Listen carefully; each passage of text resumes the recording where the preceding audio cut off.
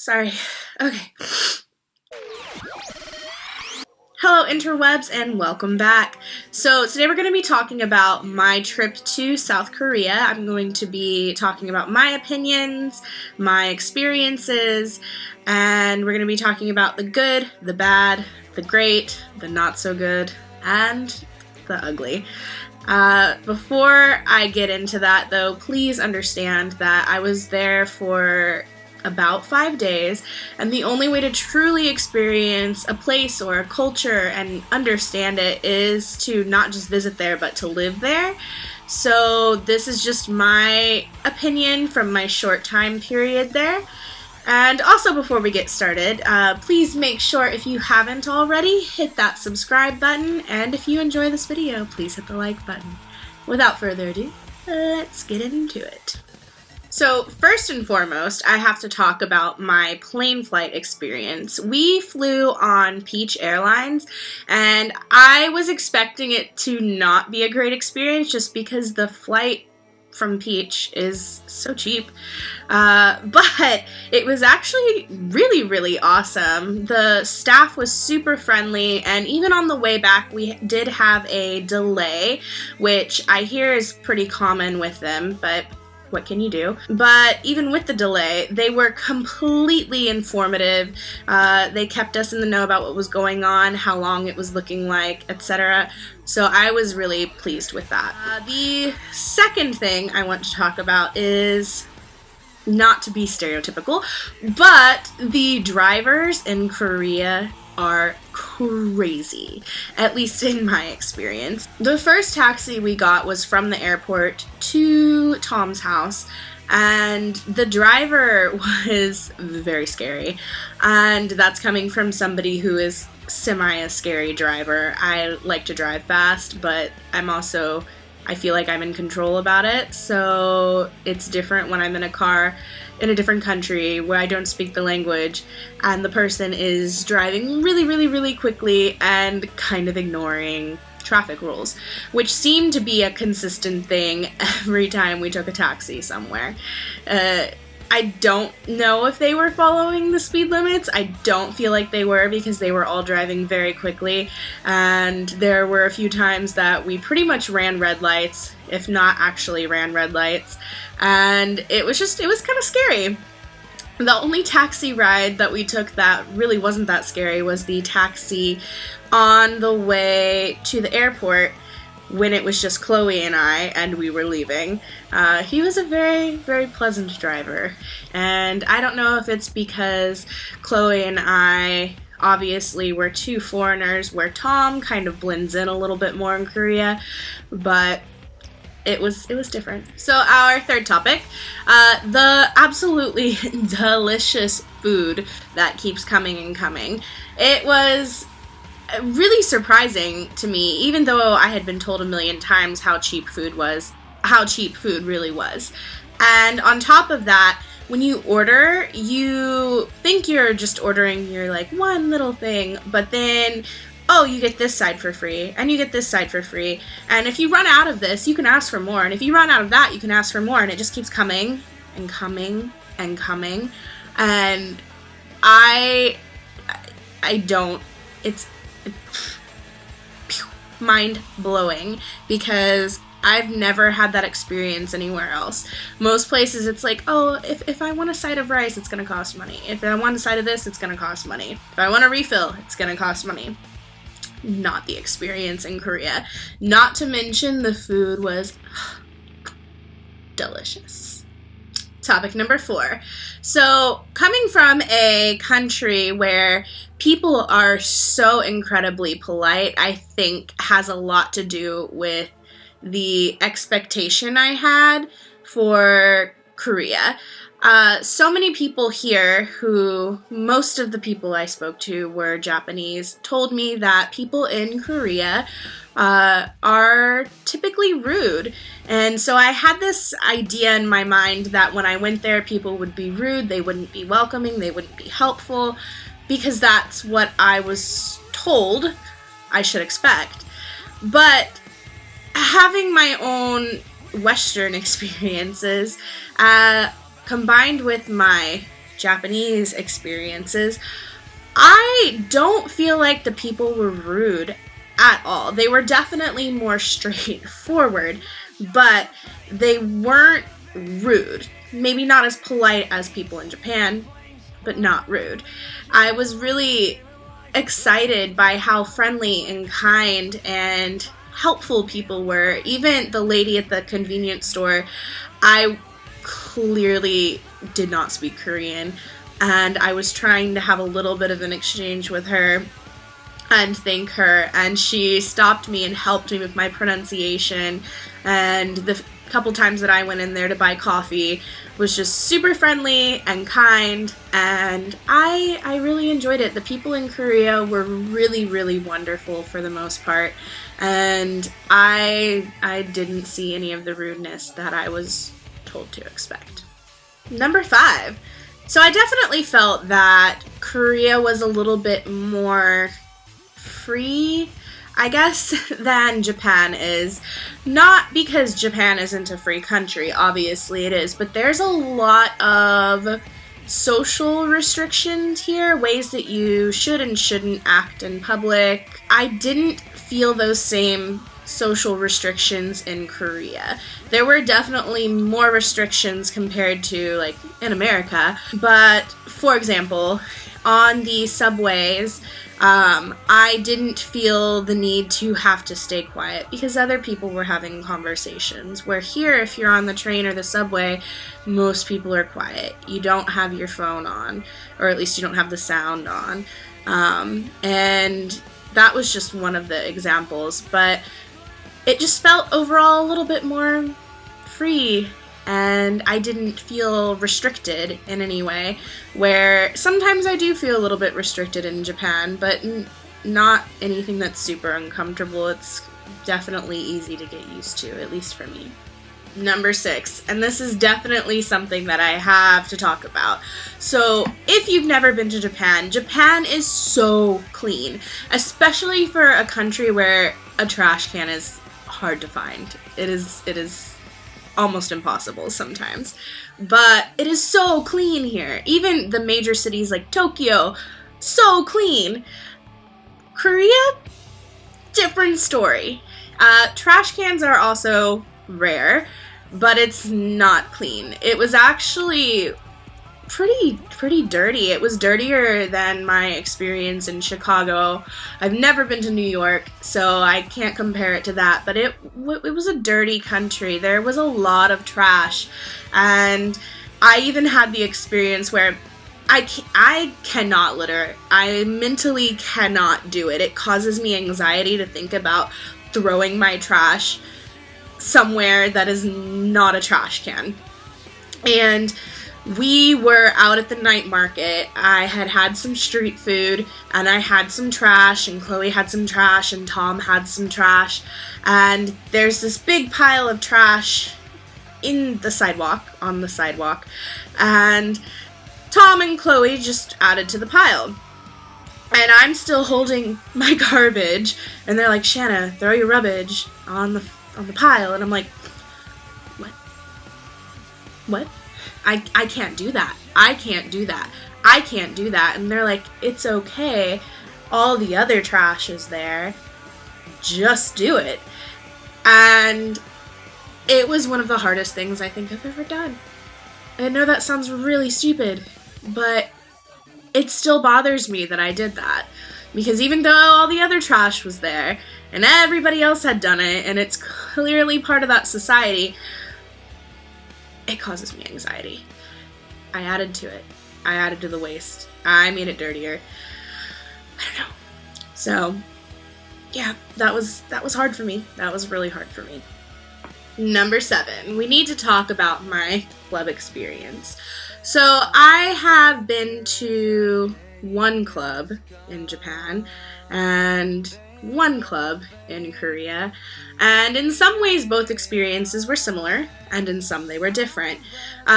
First and foremost, it was really interesting because the club we decided to go to apparently had a dress code, and none of us were dressed for the dress code. I think I was wearing shorts and a black shirt. Chloe had a very similar outfit on.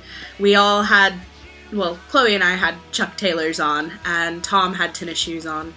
And we literally watched the bouncers, or whatever they're called, at the front of the club turn a couple guys away because they weren't dressed in the proper attire and they had trainers on. We walk up thinking, okay, they might tell us we can't stay.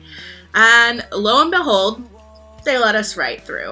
And I think it's because we were very clearly foreigners. I don't know if that's true, but that was all of our guess. But then, once we were inside the club, we did have the experience of, there were some tables, and Chloe and I were trying to kind of sit and hang out at these tables, and this guy came by and told us to move twice. The first time we weren't sure what he was telling us. We thought he was saying something about smoking. And the second time he was very obviously telling us to move. And I think it was because we weren't in dress code, and where those tables were, a lot of people could see us. So that was part of the experience. In my experience in the Japanese club, as well as the Korean club, even though the music in the Korean club was like 10 billion times better, people weren't dancing, and that is not my experience in clubs back home. People dance, and it's a good time, especially if you're drunk, but people weren't dancing. And of course, I'm drunk, we've been drinking all day, and I'm like, well, I run my own life. And I drag Chloe out there, and I'm jumping up and down, and I'm dancing, and I'm having a good time. And then I realized that, okay, so some of the people around me are starting to dance too. I don't know if that's typical for all Korean clubs or all Japanese clubs, but that was my experience. Number 8, and this is something that's a little bit difficult to talk about because I know I'm not the only one with this experience, but I've seen other videos where people are like, if you don't like the smell of Korea, then don't come here. But it's true. The smell, like Korea, it doesn't smell good, and it's very obvious from the time we stepped off the plane that it smelled different. And it wasn't something unbearable. It was definitely something that I got used to while we were there, but by Tom's apartment was probably the worst, and it was because they had an open sewer system, I guess. So as you got further away, it wasn't so bad, but especially if you had to walk by it, which we had to walk by it one time, oh my god, that was really bad. It was terrible. But other than that, it really wasn't that bad. There was definitely a very distinct aroma to the air, but it wasn't something that I couldn't get used to, and I did get used to it in my 5 days there. But it's there. It's there. I'm sorry. Number 9. So we gotta talk about the weather. And mind you, I was there in August, but it was hot as balls. And I was dying. It was so humid, and I don't like hot weather. I don't like humid weather. It's not for me. I may have chose a bad time to go to South Korea, but it was still fun. I don't know if it's because Busan is like a big city or a bigger city. Maybe that traps the heat a little bit, makes it a little warmer, because temperature-wise, technically, the weather said it was the same as Japan. But where I live in Japan, we have a nice lake and a breeze and mountains. So maybe that makes it feel just a little bit cooler. But the heat in Korea was nearly unbearable for me. Number 10. So, despite the heat, the beach was probably the best place to escape it. It was amazing. The water and the sand was not what I'm used to, because I'm used to Destin beaches, which are some of the most beautiful beaches in the world. Aside from that, though. Uh, so there's all these tents and food and different things at the beach, and there's a park beforehand, but then when you actually get to the beach and the water, there are mountains that surround the water, and they're not giant mountains, they're not Colorado mountains, whatever, but it's beautiful. It's a beautiful thing to see. And then it was really interesting because usually the beaches I've been to, you have a lifeguard, and they sit in their little stand on the sand and they do their thing. They do their lifeguard thing. But in Korea, there was actually like, I don't know if there was a net, but I think there was a net and like bubbles, and the lifeguard was out there in the water by the net, and if you started to like get a little too far out, he would be like, hey, get your butt back there. What the fuck are you doing? So, I don't know why that was. It was an interesting experience, though. The only bad experience that we had at the beach was Chloe and I literally got physically sexually harassed and assaulted by a guy from, I think, where did he say he was from? I don't remember. I don't remember where he said he was from, but it was not a pleasant experience, and we were both really surprised that nobody stepped into the situation, because there were families and children around, and some of the dads definitely saw what was going on, but nobody said anything. And it took both of us literally pushing this guy away and swimming away to stop the situation. But the lifeguard didn't even say anything. It was very strange. But other than that, the beach was beautiful. And it was a good experience there. Number 11, we went to a salon in South Korea, and for those of you who don't know, my previous job before I moved to Japan, I was a hairstylist and a makeup artist at a salon. I still do hair and makeup, it's just not at a salon. So it was really nice to go somewhere and have this experience. The salon we went to was sort of some sort of school, but it's like people who've already been out of school, but I think the way it works in Korea, you have to do sort of like an apprenticeship for so long. I don't really know. But it was really, really, really cheap. I paid the equivalent of about $20 US to get my hair colored. And you obviously can't tell now that it was colored, but I basically just had a gloss done on it to make it look a little bit darker and have a little bit more of a rich tone to it. It has faded out since, but my stylist was amazing. They had this really cool perm contraption that was awesome to look at. Chloe went bleach blonde, and they complimented her haircut, which I had done, and they didn't know that until after Chloe told them, so no big deal. No, I'm just kidding. But it did make me feel good. Number 12, I had my first onsen spa experience, which was really awesome.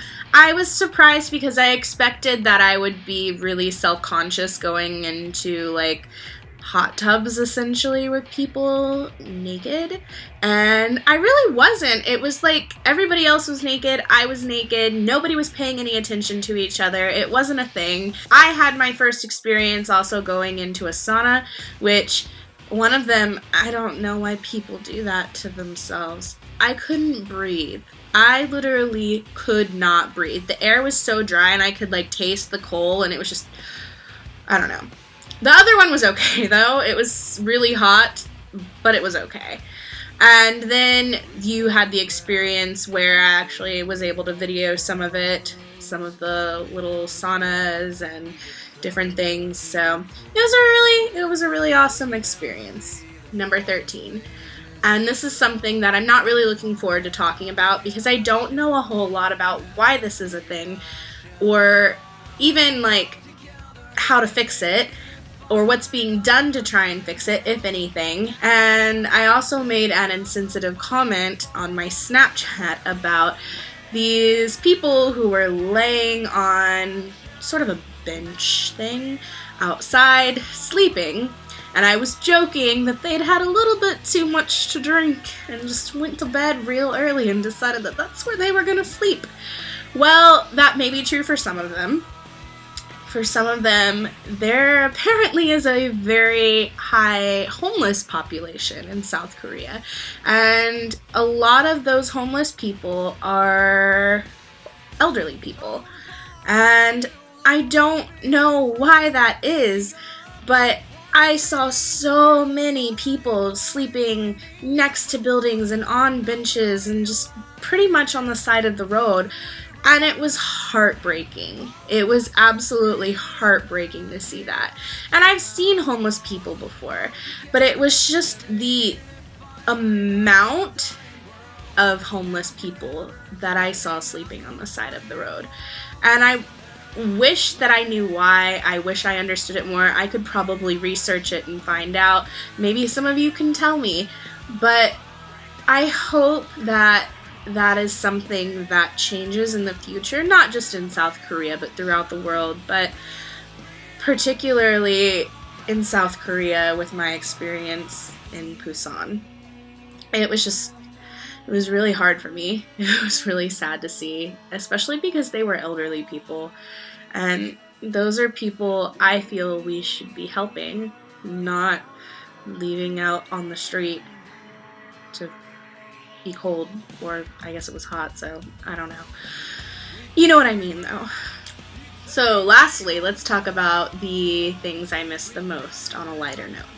I miss the coffee in a bag. Oh my gosh. So at the convenience stores, they sold coffee in bags that you could fill your little cup of ice with your coffee. And don't ask me why this was so amazing, but it was, and the coffee was good, and I loved it. And it was cheap. Well, everything was cheap.